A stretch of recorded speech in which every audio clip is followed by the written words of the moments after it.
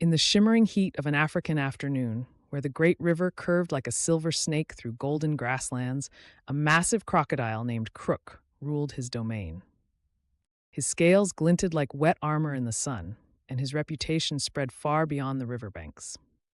For years, no creature had dared challenge his authority over these waters. That changed on the day Leo arrived. The lion's mane caught the sunlight like a crown of flames as he surveyed the landscape from atop a rocky outcrop.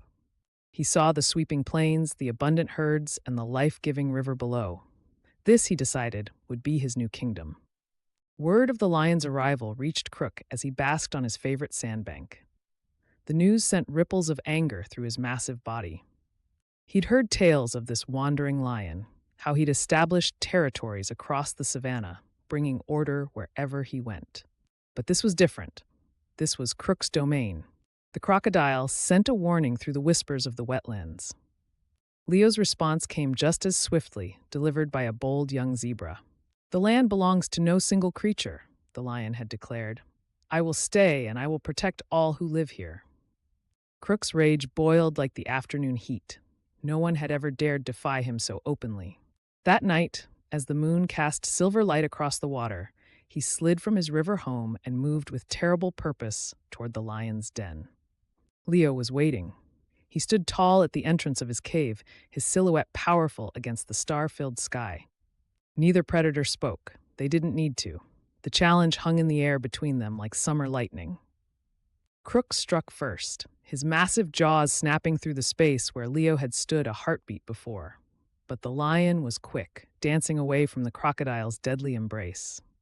Again and again, Crook lunged, but Leo moved like wind through grass, always just beyond reach. The battle raged across the moonlit savannah. Crook's raw power met Leo's agility in a dance of tooth and claw. But with each passing moment, the crocodile's movements grew slower, his lunges more desperate. He wasn't built for this kind of combat, away from his watery domain. Leo noticed. He began to circle, waiting for the perfect moment. When Crook lunged one final time, the lion struck. His claws found purchase on the crocodile's tough hide, and his weight bore down with precise force. The fight was over. Standing over his defeated opponent, Leo did something unexpected. He stepped back. "Return to your river," he said. "Rule your waters as you always have. But the land around it will be a place of peace for all creatures." Crook, humbled but alive, slipped back into his river. He'd lost the battle, but in doing so, he'd gained something unexpected: respect for a different kind of strength. Over time, the territory flourished under Leo's guardianship. The herds grew larger, and even Crook found himself adapting to this new order. Where once there had been fear, now there was balance. The river and the land existed in harmony, proof that even the fiercest of rivals could learn to share their world.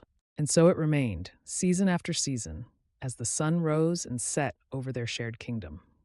A reminder that sometimes the greatest victory isn't in conquering an enemy, but in turning them into an ally.